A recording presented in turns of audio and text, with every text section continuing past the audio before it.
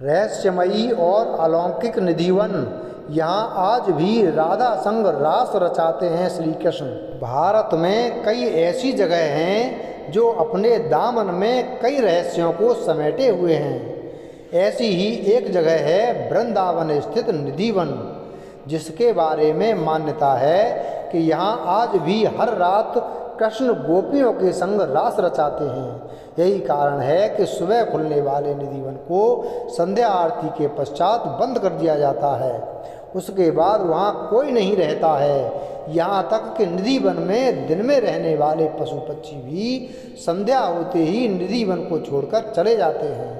वैसे तो शाम होते ही निधिवन बंद हो जाता है और सब लोग यहाँ से चले जाते हैं, लेकिन फिर भी यदि कोई छुपकर रास लीला देखने की कोशिश करता है तो वह पागल हो जाता है। ऐसा ही एक वाकया करीब 10 वर्ष पूर्व हुआ था, जब जयपुर से आया एक कृष्ण भक्त रास लीला देखने के लिए निधिवन में छुपकर बैठ गया।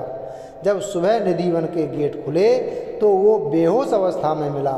उसका मानसिक संतुलन बिगड़ चुका था। ऐसे ही अनेकों किस्से यहाँ के लोग बताते हैं। ऐसे ही एक अन्य व्यक्ति थे पागल बाबा, जिनकी समाधि भी निधिवन में बनी हुई है। उनके बारे में भी कहा जाता है कि उन्होंने भी एक बार निधिवन में छुपकर रासलीला देखने की कोशिश की थी, जिससे कि वो पागल ही हो गए थे। क्योंकि वो कृष्ण के अनन्य भक्त थे, इसलिए उनकी मृत्यु के पश्चात मंदिर कमेटी ने निधिवन में ही उनकी समाधि बनवा दी। निधिवन के अंदर ही है रंग महल, जिसके बारे में मान्यता है कि रोज रात यहाँ पर राधा रानी और कन्हैया आते हैं। रंग महल में राधा और कन्हैया के लिए रखे गए चंदन की पलंग को शाम 7 बजे के पहले सजा दिया जाता है। पलंग के बगल में एक लोटा पानी, राधा जी के श्रृंगार का सामान और दातुन संग पान रख दिया जाता है। सुबह 5 बजे जब रंग महल का पट खुलता है तो बिस्तर अस्त व्यस्त, लोटे का पानी खाली, दातुन कुची हुई और पान खाया हुआ मिलता है। रंग महल में भक्त केवल श्रृंगार का सामान ही चढ़ाते हैं और प्रसाद स्वरूप उन्हें भी श्रृंगार का सामान मिलता है। निधिवन के पेड़ भी बड़े अजीब हैं। जहाँ हर पेड़ की शाखाएं ऊपर की ओर बढ़ती हैं, वहीं निधिवन के पेड़ों की शाखाएं नीचे की ओर बढ़ती हैं। हालात यह है कि रास्ता बनाने के लिए इन पेड़ों को डंडे के सहारे रोका गया है। निधिवन की एक अन्य खासियत यहाँ के तुलसी के पेड़ हैं।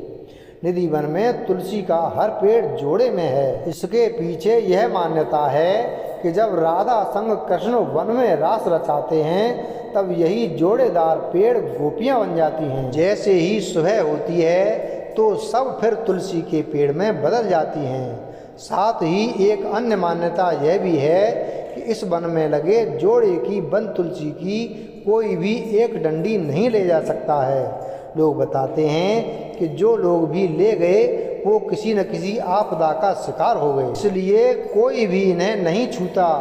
वन के आसपास बने मकानों में खिड़कियां नहीं हैं। यहाँ के निवासी बताते हैं कि शाम 7 बजे के बाद कोई इस वन की तरफ नहीं देखता। जिन लोगों ने देखने का प्रयास किया या तो अंधे हो गए या फिर उनके ऊपर दैवी आपदा आ गई। जिन मकानों में खिड़कियां हैं भी, उनके घर के लोग शाम 7 बजे मंदिर की आरती का घंटा बजते ही खिड़कियां बंद कर लेते हैं। कुछ लोगों ने तो अपनी खिड़कियों को ईंटों से बंद भी करा दिया है। निधिवन में ही बंसी चोर राधा रानी का भी मंदिर है। यहाँ के महंत बताते हैं कि जब राधा जी को लगने लगा कि कन्हैया हर समय बंसी ही बजाते रहते हैं, उनकी तरफ ध्यान नहीं देते, तो उन्होंने उनकी बंसी चुरा ली। इस मंदिर में कृष्ण जी की सबसे प्रिय गोपी ललिता जी की मूर्ति भी राधा जी के साथ है। निधिवन में स्थित विशाखा कुंड के बारे में कहा जाता है कि जब भगवान श्री कृष्ण सखियों के साथ रास रचा रहे थे तभी एक सखी विशाखा को प्यास लगी। कोई व्यवस्था न देख श्री कृष्ण ने अपनी बंसी से इस कुंड की खुदाई कर दी, जिसमें से निकले पानी को पीकर विशाखा सखी ने अपनी प्यास बुझाई। इस कुंड का नाम तभी से विशाखा कुंड पड़ गया। विशाखा कुंड के साथ ही ठाकुर बिहारी जी महाराज का प्राकट्य स्थल भी है। कहा जाता है कि संगीत सम्राट एवं ध्रुपद के जनक स्वामी हरदास जी महाराज ने अपने स्वरचित पदों का वीणा के माध्यम से मधुर गायन करते थे, जिसमें स्वामी जी इस प्रकार तन्मय हो जाते कि उन्हें तन मन की सुध नहीं रहती थी। बांके बिहारी जी ने उनके भक्ति संगीत से प्रसन्न होकर उन्हें एक दिन स्वप्न दिया और बताया कि मैं तो तुम्हारी साधना स्थली में ही विशाखा कुंड के समीप जमीन में छिपा हुआ हूँ। स्वप्न के आधार पर हरदास जी ने अपने शिष्यों की सहायता से बिहारी जी को वहाँ से निकलवाया और उनकी सेवा पूजा करने लगे। ठाकुर बिहारी जी का प्राकट्य स्थल आज भी उसी स्थान पर बना हुआ है, जहाँ प्रतिवर्ष ठाकुर बिहारी जी का प्राकट्य समारोह बड़ी धूमधाम से मनाया जाता है।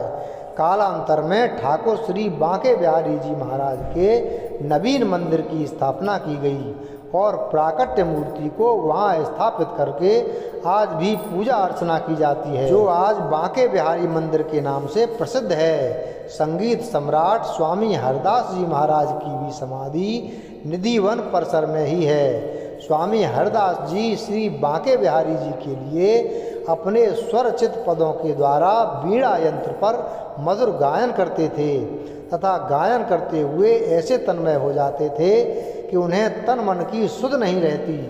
प्रसिद्ध बैजू बाबरा और तानसेन इन्हीं के शिष्य थे।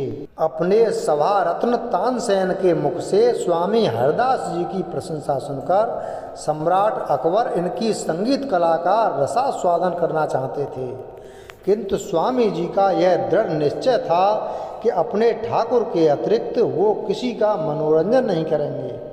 इसलिए एक बार सम्राट अकबर वेश बदलकर साधारण व्यक्ति की भांति तानसेन के साथ निधिवन में स्वामी हरदास जी की कुटिया में उपस्थित हुए। तानसेन ने जानबूझकर अपनी बीड़ा लेकर एक मधुर पद का गायन किया। अकबर तानसेन का गायन सुनकर मुग्ध हो गए। इतने में स्वामी हरदास जी तानसेन के हाथ से बीड़ा लेकर स्वयं उस पद का गायन करते हुए तानसेन की त्रुटियों की ओर इंगित करने लगे। उनका गायन इतना मधुर और आकर्षक था कि वन के पशु पक्षी भी वहाँ उपस्थित होकर मौन भाव से श्रवण करने लगे। सम्राट अकबर के विस्मय का ठिकाना नहीं रहा। वीडियो अगर पसंद आया हो तो वीडियो को लाइक करें, चैनल को सब्सक्राइब करें और बेल आइकन प्रेस करें। धन्यवाद।